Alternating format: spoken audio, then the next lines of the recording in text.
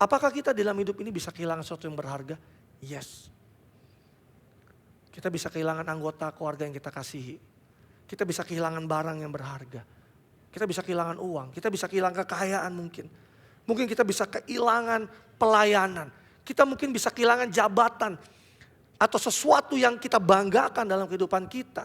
Tapi saya mau katakan, pada saat saudara kehilangan itu, tapi saudara mempunyai Yesus dalam kehidupanmu, you will get your life back.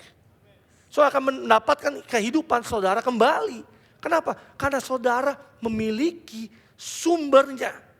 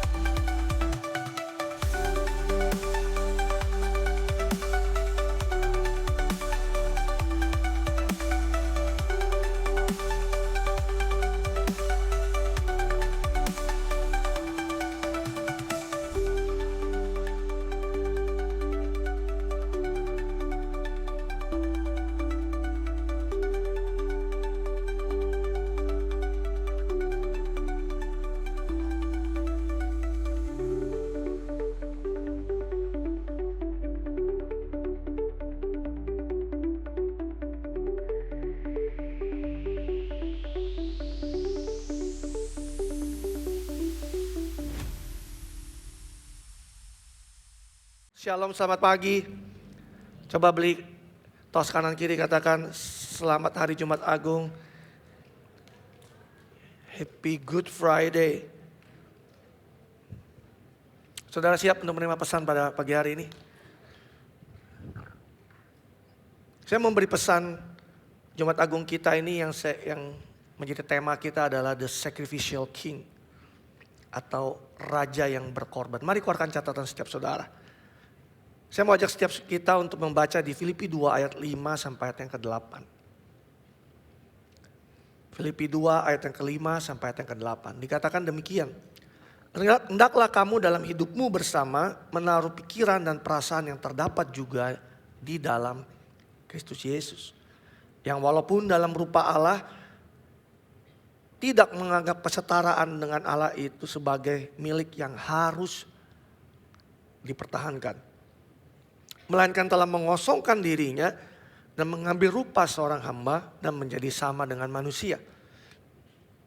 Dan dalam keadaan sebagai manusia, ia telah merendahkan dirinya dan taat sampai mati, bahkan sampai mati di kayu salib. Yesus yang adalah rupa Allah, dia telah mengosongkan dirinya dan mengambil rupa menjadi seorang hamba dan menjadi sama seperti manusia. Dia merendahkan dirinya, taat kepada kehendak Bapa dan mati di atas kayu salib. Tepat hari ini kita merayakan kematian Yesus. Dia mengorbankan dirinya buat saudara dan saya. Di Wahyu 17 ayat 14 dikatakan demikian. Mereka yang berperang melawan anak domba, tetapi anak domba akan mengalahkan mereka karena ia adalah Tuhan di atas segala Tuhan dan Raja di atas segala Raja.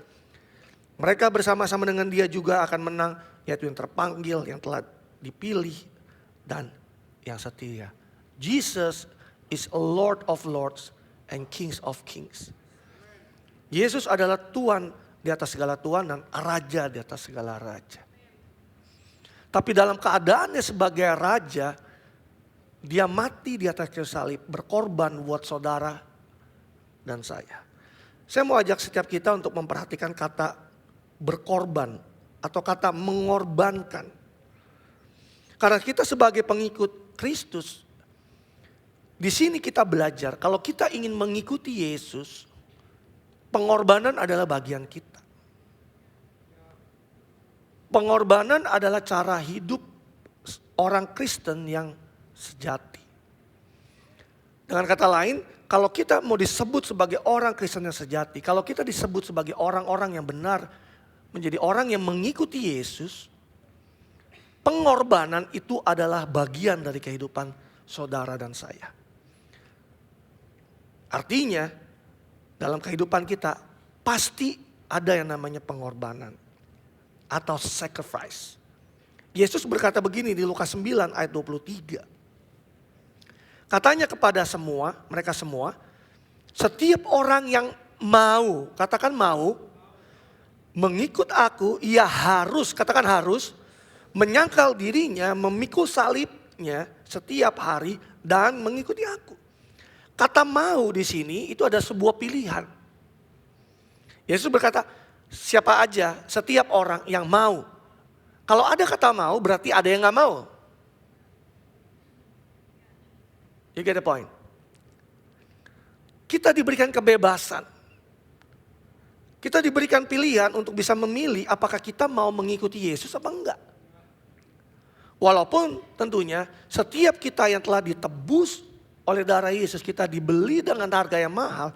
Sejatinya kita gak punya lagi hak dan kendali atas kehidupan kita. Karena kita telah dibeli dan ditebus dengan harga yang sangat mahal. Tetapi Tuhan masih memberi kesempatan buat setiap kita untuk memilih apakah kita mau mengikuti Dia atau enggak. Perhatikan kata harus. Setiap orang yang mau mengikuti aku, dia harus. Kalau kata harus berarti itu ada sesuatu yang harus kita kerjakan. Yaitu menyangkal dirinya, memikul salibnya setiap hari dan mengikuti aku. Kata harus itu bukan sebuah pilihan. It's not a choice. Tetapi adalah sesuatu yang kita harus kerjakan kalau kita ingin mengikuti Yesus. Nah, pertanyaan saya pagi hari ini adalah, apakah kita mau menyerahkan hidup kita untuk dipimpin oleh Yesus?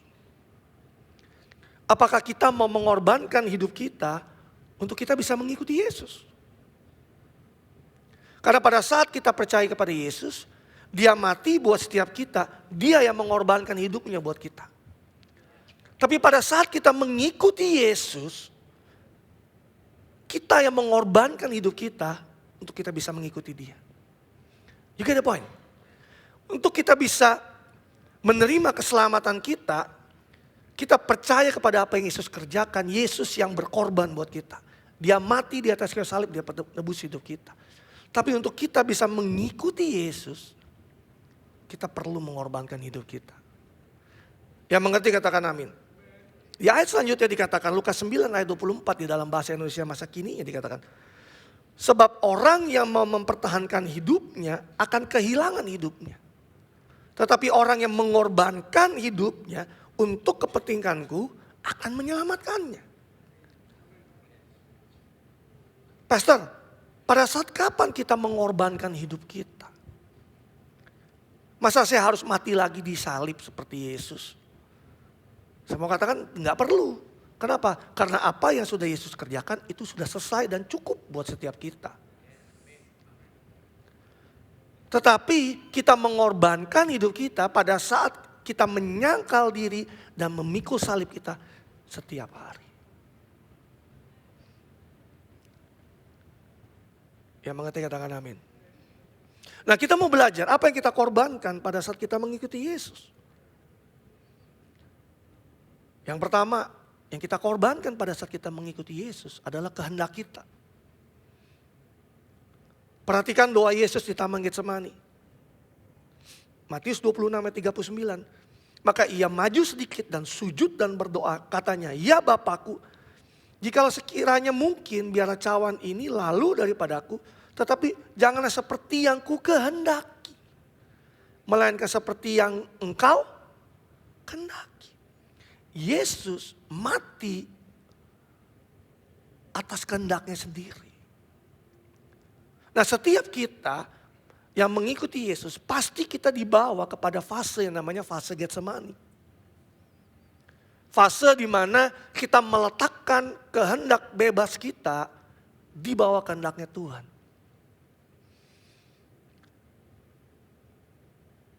Kalau kita sulit untuk menyerahkan kehendak kita di bawah kehendaknya Tuhan, maka sulit buat kita untuk menjadi murid Yesus yang sejati. Karena kalau bicara tentang pemuridan, itu bicara tentang meletakkan kehendak kita di bawah kehendaknya Tuhan. Katakan amin. Ada satu kisah pada saat Yesus pertama kali memanggil Simon Petrus. Yesus berkata gini sama dia, mari ikutlah aku, kamu akan kujadikan penjala manusia. Saudara ingat pesan itu? Kita tahu Simon Petrus meletakkan semua tangkapannya. Ikan yang banyak itu yang dimana Yesus menyuruh dia untuk menebarkan jala. Yang dimana dia udah semalam-malaman gak dapat apa-apa. Tapi pada saat Yesus bilang tebarkan jalamu, dia tebarkan jala, dia dapat ikan yang sangat banyak jumlahnya. Bahkan dikatakan perahunya hampir tenggelam karena banyaknya ikan yang dia tangkap. Tapi pada saat Yesus mengatakan mari ikutlah aku, kamu akan kujadikan penjala manusia. Ikan yang banyak itu yang dia cari sepanjang malam, dia tinggalkan. Dan dia pergi mengikuti Yesus. Di Lukas 5 ayat 11. Dan sesudah mereka menghela perahu-perahu itu ke darat, mereka pun meninggalkan segala sesuatunya. Lalu mengikuti Yesus.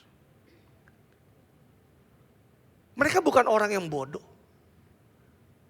Mereka butuh tangkapan ikan itu untuk kehidupan mereka. Mereka sudah dapat banyak ikan itu tapi ditinggalkan. Kenapa? Karena mereka memilih untuk meletakkan kehendak mereka untuk mengikuti Yesus. Mereka telah menemukan satu pribadi yang jauh lebih bernilai dan jauh lebih berharga daripada ikan itu sendiri, yaitu Yesus. Mereka bukan berjumpa dengan berkatnya, mereka berjumpa dengan sumber berkatnya. Oh, hari ini saya mau berdoa supaya setiap kita dibukakan sesuatu.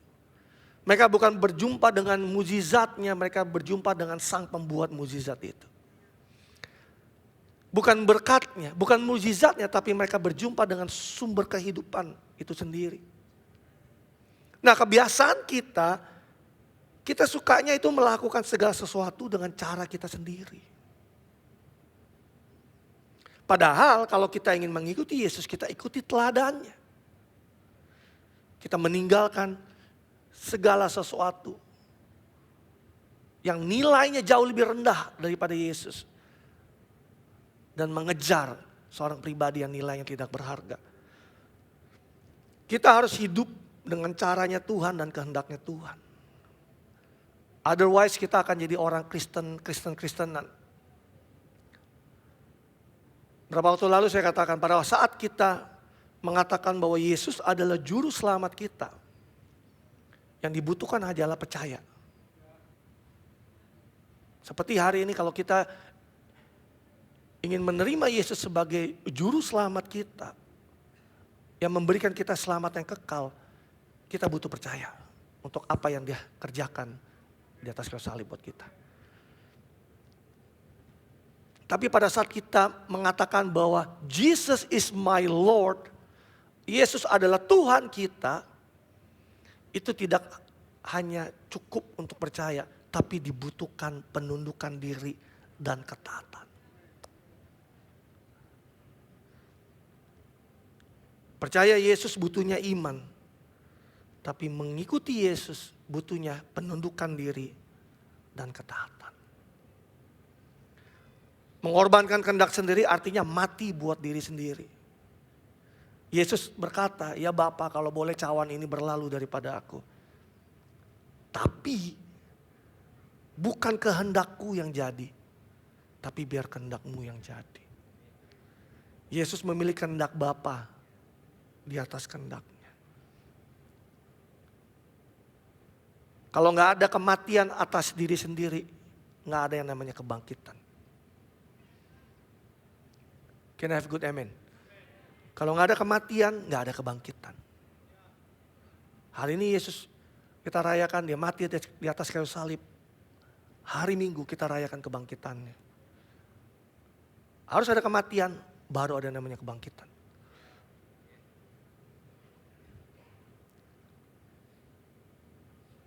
Kalau kita nggak mati buat diri kita sendiri, maka Yesus nggak akan pernah bangkit di dalam diri kita. Saya ulangi sekali lagi.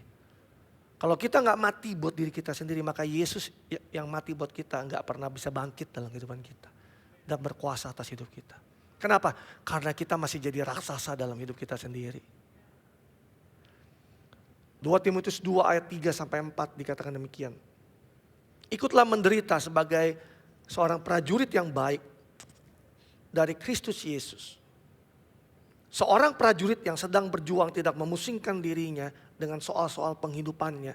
Supaya dengan demikian ia berkenan kepada komandannya. Banyak orang Kristen yang masih pusingnya dengan urusan-urusan jasmani. Yang memusingkan dirinya dengan soal-soal penghidupannya. Saya nggak bilang bahwa ini nggak perlu atau nggak penting. Tapi kita harus sadar bahwa kita sedang percaya dan mengikuti sumber di atas segala sumber.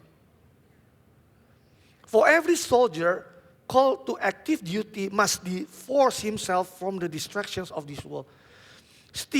Karena setiap prajurit yang dipanggil untuk bertugas aktif.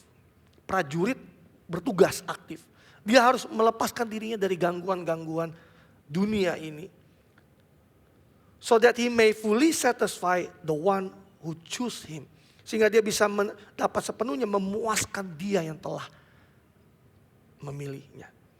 Nah, sebagai orang Kristen, saya mau setiap saudara untuk sadar bahwa kita ini bukan hidup di kapal pesiar. Bukan hidup seperti lagi cruising in the cruise ship. Yang sedang duduk-duduk santai, sedang pelesiran, sedang liburan, lalu duduk-duduk mati masuk surga. Kita ini sedang ada di dalam kapal perang. We are in the war ship. Kita lagi di kapal perang. Kita ini sedang siap siaga untuk suatu peperangan. Seperti seorang prajurit. Nah, kita ini ada seorang prajurit yang sedang berjuang untuk mengikuti komando dari sang komandan kita yang agung, yaitu Yesus. Artinya kemana dia suruh kita pergi, kita pergi. Kemana dia suruh kita bergerak. Nah, mindsetnya kalau setiap anak-anak Tuhan punya cara berpikir bahwa kita seperti di kapal pesiar. Kalau saya sudah terima Yesus, ya udah saya nikmati hidup saya aja. Pantesan jalan hidup kita nggak pernah sejalan dengan jalan hidupnya Tuhan. Pantesan cara hidup kita nggak pernah sama dengan cara hidupnya Tuhan. Kenapa? Karena pada saat kita terima Yesus, itu adalah sebuah permulaan dalam kehidupan kita untuk kita bisa maju berjalan mengikuti Dia. Bisa katakan amin. Di ayat yang kelima, seorang olahragawan hanya dapat memperoleh mahkota sebagai juara apabila ia bertanding menurut peraturan-peraturan olahraga. Gak bisa seorang pemain bola main menurut aturannya sendiri, sesukanya sendiri. Saudara pernah lihat ya anak-anak kecil main bola? Gak ada aturannya. Harusnya bola 11 lawan 11, ini mah enggak. Pokoknya adanya berapa, ya main aja. Bisa jadi 7 lawan 3, 7 lawan 4, suka-suka dia.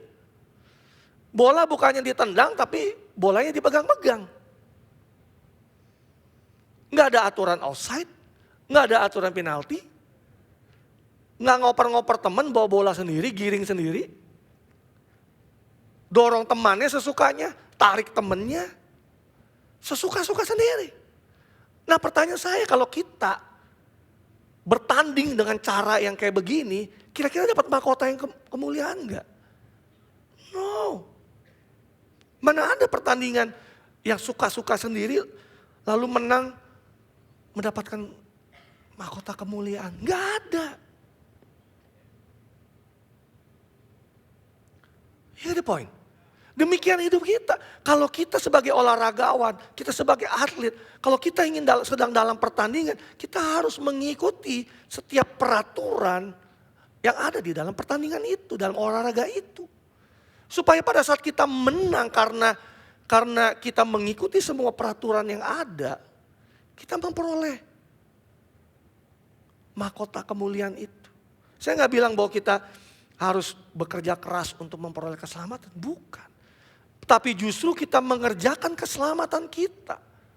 Ikutlah bertanding seperti atlet dan olahragawan. Nah, jadilah seperti prajurit yang siap berperang. Kenapa terminologinya dipakai tentara, dipakai prajurit? Kenapa dipakainya olahragawan?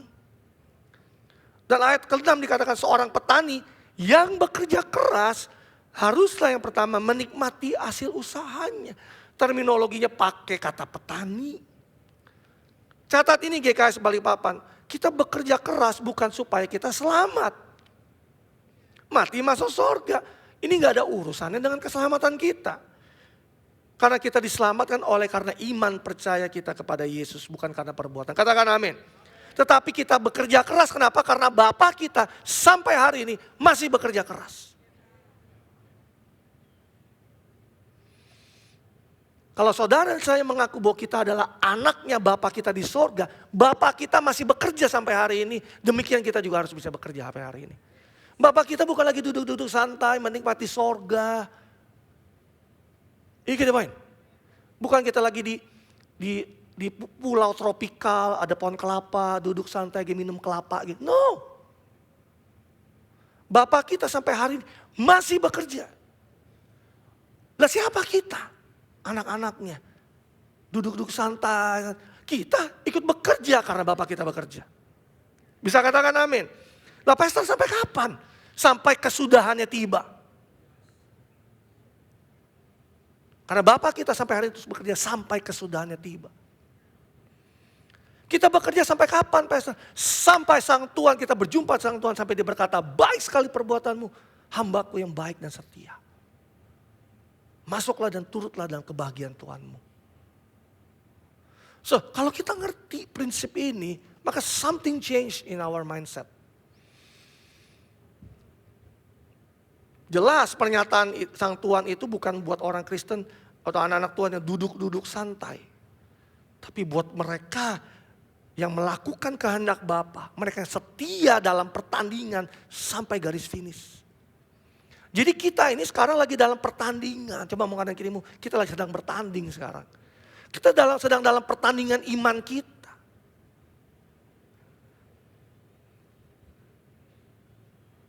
Nah kita banyak teladan dan contoh sebelum kita, yaitu orang-orang yang menyelesaikan pertandingan mereka finish sampai akhir dengan kemenangan.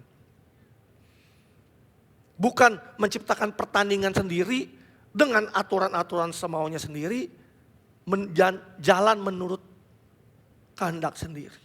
Tapi buat mereka yang sepanjang hidupnya meletakkan kehendaknya di bawah kehendak Bapa, dialah yang bisa menerima perkataan sang Tuhan, baik sekali perbuatanmu, hambaku yang baik dan setia. Kalau Yesus adalah Tuhan kita, kita hanyalah hamba.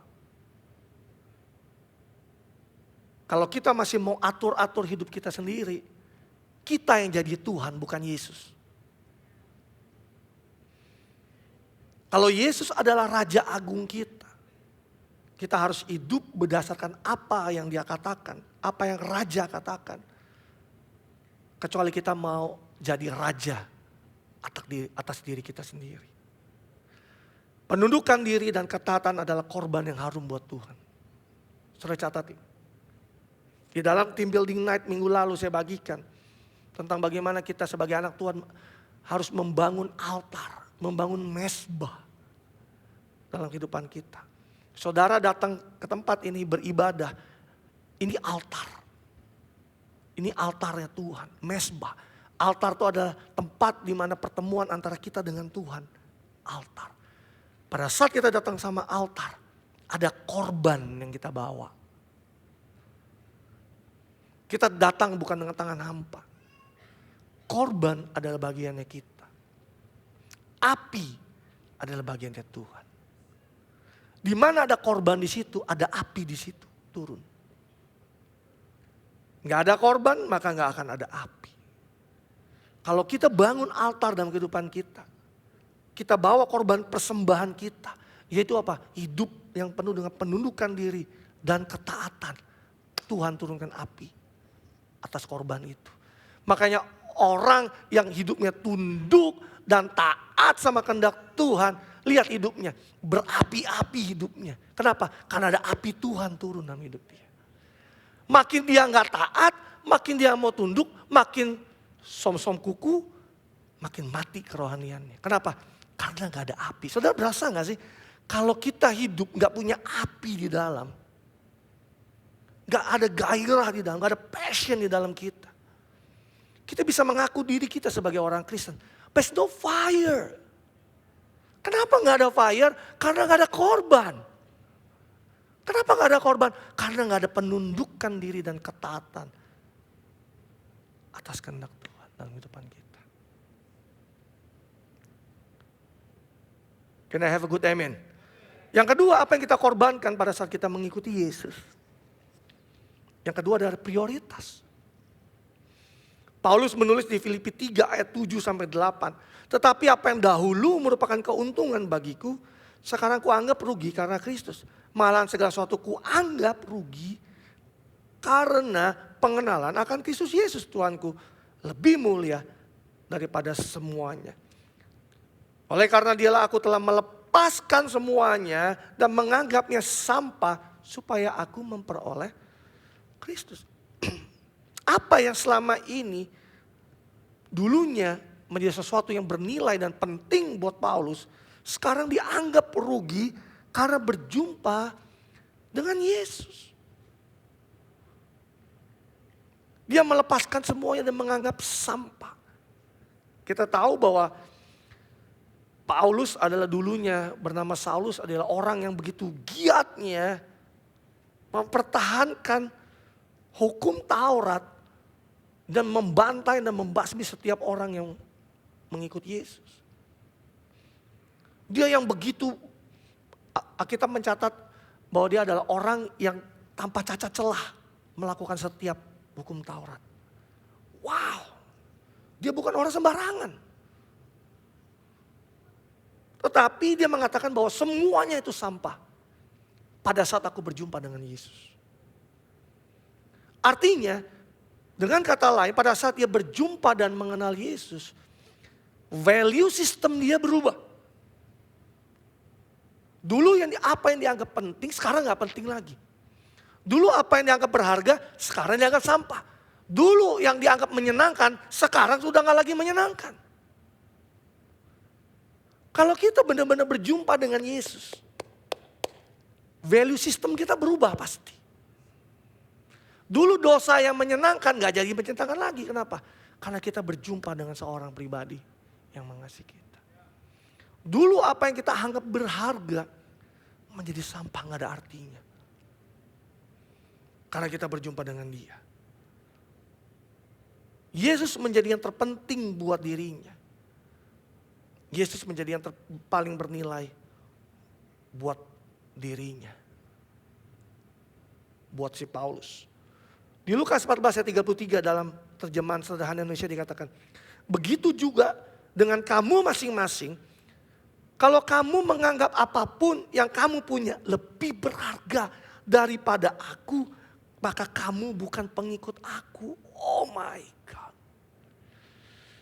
Kayaknya kata-kata ini gak perlu di pewahyuan, gak perlu pakai terjemahan yang sangat jelas, sangat clear. Yesus mengatakan, kamu masing-masing kalau menganggap apapun yang kamu punya lebih berharga dan menilai daripada aku, kata Yesus, maka kamu bukan pengikut aku. Wow. Di terjemahan lain dikatakan, kamu tidak dapat menjadi muridku. Artinya prioritas utama kita sebagai murid dan pengikut Yesus adalah Yesus sendiri. Bisa katakan amin. Ini adalah arti sesungguhnya dari kekristenan. Ini bukan pemuritan level tingkat tinggi. Ini menjadi basic kita. Kalau ada di hal apapun dalam diri kita yang kita rasa itu jauh lebih bernilai daripada Yesus, berarti kita gak bisa ngikutin dia. We cannot follow him. Yesus mengajarkan gini. Di Matius 13:44.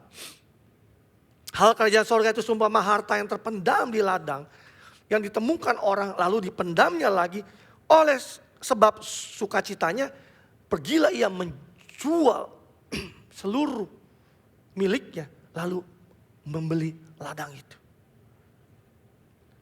Kalau kita menemukan harta yang jauh lebih berharga dan jauh lebih bernilai, maka dengan rela kita akan menjual, kita akan melepaskan seluruh apa yang kita punya yang nilainya jauh lebih rendah dari apa yang nilainya lebih mahal itu.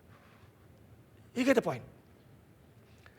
Hari ini saya berdoa supaya setiap kita di Jumat Agung kita berjumpa dengan Yesus, kita bisa melihat betapa berharga dan menilainya Dia. Sehingga kita di dalam diri kita apapun yang kita anggap lebih nilai, lebih penting daripada Yesus sendiri, kita mau lepaskan itu. Dan kita mau mengikuti Dia. Bisa katakan amin.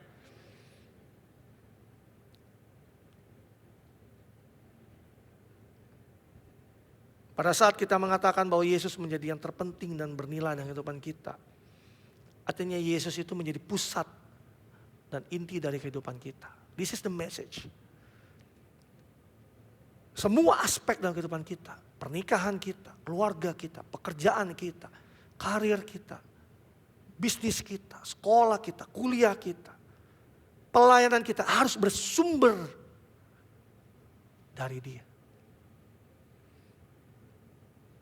Pada saat kita menjadikan Yesus yang terpenting dan paling bernilai dalam kehidupan kita, artinya kita menggantungkan kehidupan kita kepada Dia. Seluruh kebergantungan hidup kita ada pada Dia, bukan kepada hal yang lain. Jesus is our most treasure and source of life. Yesus adalah harta yang terutama kita dan sumber kehidupan kita. Apakah kita dalam hidup ini bisa kehilangan sesuatu yang berharga? Yes. Kita bisa kehilangan anggota keluarga yang kita kasihi. Kita bisa kehilangan barang yang berharga. Kita bisa kehilangan uang. Kita bisa kehilangan kekayaan mungkin. Mungkin kita bisa kehilangan pelayanan. Kita mungkin bisa kehilangan jabatan. Atau sesuatu yang kita banggakan dalam kehidupan kita. Tapi saya mau katakan, pada saat saudara kehilangan itu, tapi saudara mempunyai Yesus dalam kehidupanmu, you will get your life back. Saudara akan mendapatkan kehidupan saudara kembali. Kenapa? Karena saudara memiliki sumbernya. Bisa katakan amin. Saudara akan bisa comeback, saudara akan bisa kembali menemukan hidup saudara. Kenapa? Karena hidup saudara ada di dalam Dia yang hidup. Karena hidup saudara ada di dalam Dia yang gak hilang. Karena hidup saudara ada di dalam Dia yang gak mati. Dia hidup. Ngerti gak sih maksud saya? Kalau kita menggantungkan hidup kita katakanlah kepada jabatan kita. Jabatan itu gak selama-lamanya ada. One day jabatan itu gak ada. Kalau hidup kita bergantung sama itu, bukan kepada Yesus. Jabatan gak ada, hidupmu juga gak ada. Saudara akan merasa, gue jadi gak berarti hidup gue ini. Saudara-saudara ini punya authority, punya otoritas, punya power yang luar biasa. Dan saudara menggantungkan hidupmu di sana, itu menjadi sumber hidupmu. Sekali waktu itu gak ada, hidupmu habis. Saudara merasa, iya hidup gue jadi kayak gak punya otoritas. No. Kita harus bergantung kepada sumber yang hidup, yang tidak mati. Dan itu tinggal dalam hidup saudara saya, namanya Yesus. Satu kali kita menggantung hidup kita kepada kekayaan yang kita punya. Kepada uang yang kita punya, yang ada di rekening kita. Sekali waktu itu gak ada, gone. Hidupmu gone. Tapi kalau saudara menggantungkan hidupmu kepada Dia yang kekal adanya. Maka itu boleh gak ada. Tapi aku punya sumbernya. Aku punya Yesus. Bisa katakan amin. Kalau kita mengikuti Yesus, kita belajar melepaskan prioritas kita. Dan menggantikan prioritas kita yang lainnya dan menjadikan Yesus yang utama dalam kehidupan kita. Dan kalau itu terjadi, maka segala sesuatu yang lainnya itu akan jatuh di tempat yang tepat. Proper and in order. Saudara catat kata-kata proper and in order. Kalau kita tempatkan Yesus yang jadi utama dalam kehidupan kita, maka semua yang lain yang kita punya, yang kita hidupi, aspek dalam kehidupan kita akan jatuh di tempatnya dengan proper and in order. Tapi pada saat saudara nggak tempatkan dia di pusatnya, dia sebagai pusat gravitasinya, maka hidupmu nggak in order, hidupmu nggak proper, kacau balau semuanya. Tapi kalau dia jadi center of your life, menjadi prioritas hidupmu, maka semua yang lain, pernikahanmu, keluargamu, keuanganmu, pelayananmu, sekolahmu, kuliahmu, bisnismu, semua jatuh di tempat yang tepat. In order and proper. Katakan amin. Yang menjadi prioritas Yesus adalah Bapa. Makanya terputus dari Bapa adalah hal yang paling menakutkan buat Yesus. Di Matius 5 ayat 34. Pada saat Yesus disalibkan, dikatakan pada jam 3 berserulah Yesus dengan suara yang nyaring. Eloi, Eloi, lama sabachthani. Yang artinya, Allahku, Allahku, mengapa engkau meninggalkan aku? Dosa kita memisahkan Yesus dari Bapa. Kenapa? Karena Bapa kudus adanya. Selama ini mereka terikat bersama dalam satu kekudusan. Tapi karena Yesus harus menanggung dosa saudara dan saya, dia harus terpisah untuk sesaat waktunya. Dan pada saat terpisah itu yang paling membuat Yesus menderita dan menakutkan. Kenapa?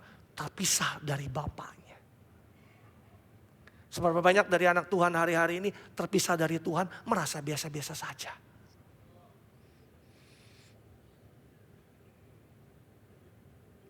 Apakah kita bisa punya hal yang sama?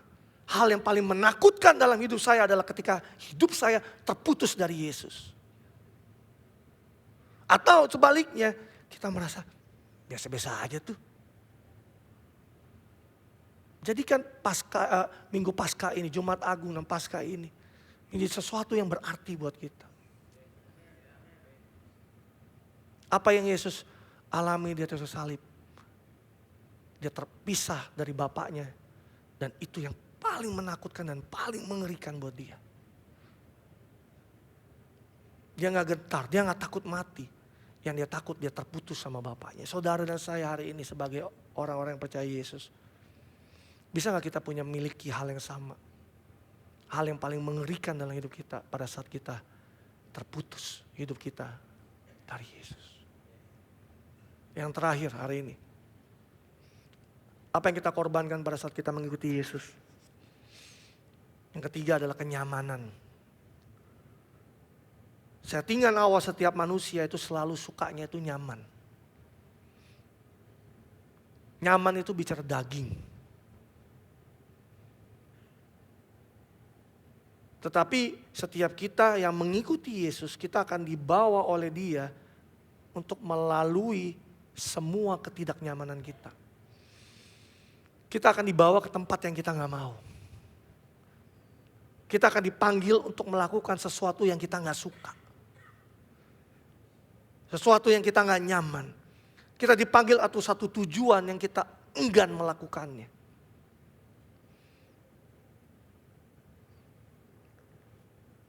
Kita akan dibawa oleh Dia untuk melewati semua ketidaknyamanan. Musuh kenyamanan adalah kedisiplinan. Nah, kita perlu bayar harga untuk sebuah kedisiplinan. Kata disciple atau kata murid, di situ tuh ada kata disiplin. Nah, bicara tentang pemuridan pasti bicara tentang disiplin. Nah, kalau bicara tentang disiplin itu pasti akan membunuh yang namanya kenyamanan. Kita tahu bahwa disiplin itu pada awal mulanya itu akan sangat berat buat kita. Tapi pada saat kita sudah terbangun kedisiplinan itu, maka kita menjalani hidup kita akan jauh lebih mudah. Sama seperti orang yang baru olahraga. Awal kita berolahraga itu beratnya minta ampun. Entah itu nge-gym, entah itu lari, entah itu main sepak bola. Saudara, kalau kita baru mulai main, siap-siap. Besoknya, lusanya, 3 hari kemudian badanmu sakit semua setengah mati. Sakit ototnya semua dan aduh enak banget nih. Duduk susah, tidur susah, ke toilet susah. Nah, pilihannya kita Mau kita terusin itu atau aduh gak lagi deh gue, sakit semua.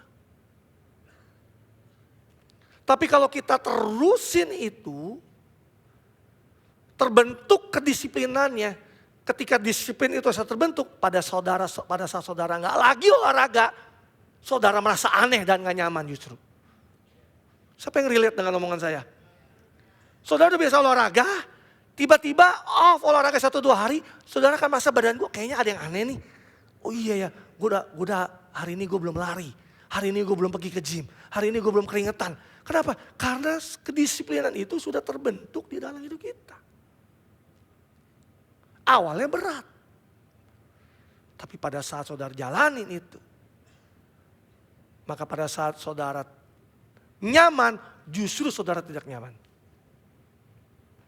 Saya ulangi sekali lagi. Pada saat orang sudah kebiasa nyaman, orang gak akan suka dengan ketidaknyamanan. Tapi kalau saudara sudah biasa ketidaknyamanan, begitu saudara nyaman, saudara gak suka. Begitu saudara harus tiduran aja, santai-santai aja, saudara merasa gak betah. Gue harus ke gym, gue harus lari, gue harus olahraga. You get the point? 1 Korintus 9 ayat 25. Tetapi orang yang turut mengambil bagian dalam pertandingan menguasai dirinya dalam segala hal. Mereka berbuat demikian untuk memperoleh suatu mahkota yang fana, tetapi kita untuk memperoleh suatu mahkota yang abadi. All athletes are disciplined in their training. Atlet itu semuanya didisiplin di dalam latihan.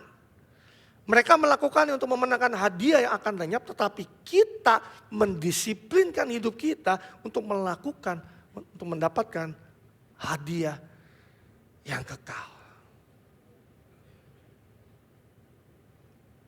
Kita gak akan pernah lihat kemuliaan Tuhan kepada orang-orang yang memilih kenyamanan lebih daripada panggilan dan tujuan Tuhan. Lebih daripada pertandingan, lebih daripada pertempuran. There is no winning buat mereka yang cuma duduk-duduk di sofa, tidur-tiduran di ranjang. There's no winning. Winning hanya buat mereka yang menang dalam pertandingan, menang di dalam pertempuran. Glory itu hanya buat mereka yang bertanding dalam pertandingan. Saat teduh bayar harga, bangun pagi-pagi. Doa bayar harga. Baca Alkitab perlu bayar harga, matikan kedagingan. Datang ibadah before time, bayar harga. Kenapa? Bangun lebih pagi, cari parkir. Puji Tuhan kita masih masih gampang cari parkir. Suatu kali saudara ada ibadah lebih siang mungkin, ketika barengan sama pengunjung mall, cari parkirnya. Perlu bayar harga. Dan bayar parkir juga tentunya.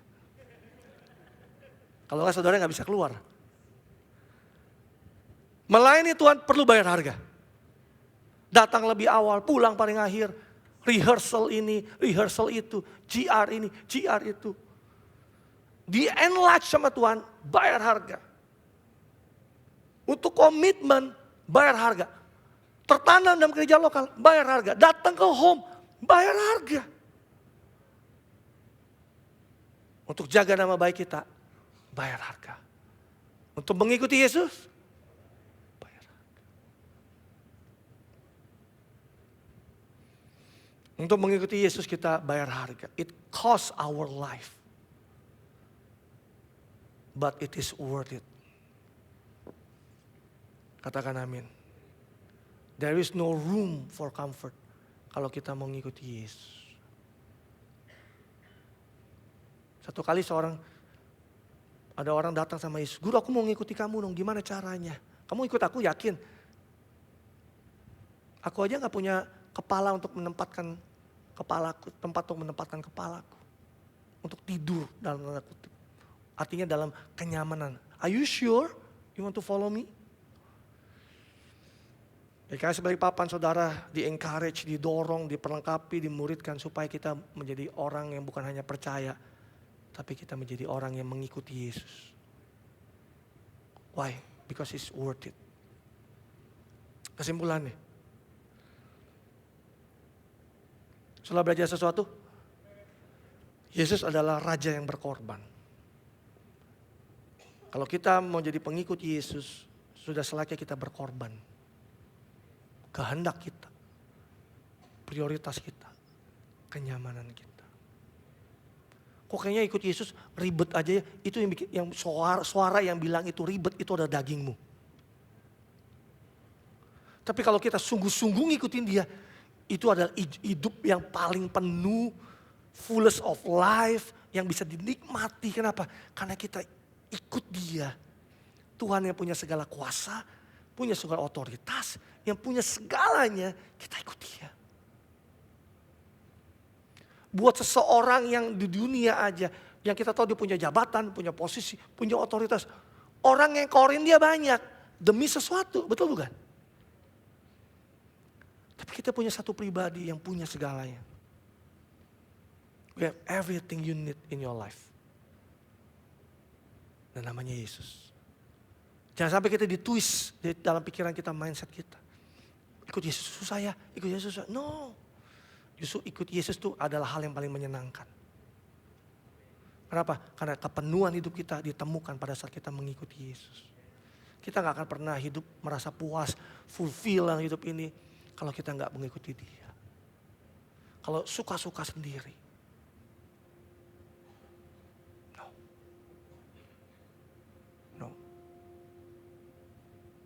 Kita harus punya mindset seperti atlet. Seperti seorang petani yang bekerja keras. Punya mindset seperti prajurit yang berperang, siap berperang. Saya tahu kalau kita sebagai seorang atlet, pasti inginnya bermain. Ada di sini yang main mini soccer, main basket, main apa yang maunya dicadangin terus. Ada angkat tangan? Yang dicadangin terus mau duduk diem, nongkrong, ngapa-ngapain. Enggak. You want to play. Setiap orang mau main. Kenapa? Karena dia sedang dalam pertandingan. Gak ada atlet yang maunya duduk-duduk, leha-leha, gak ada. Lebih baik dia kecapean, jungkir balik di lapangan daripada dia duduk mati berkarat di kursi cadangan. Gak ada orang yang suka duduk di cadangan, kenapa? Penonton yang suka duduk diam.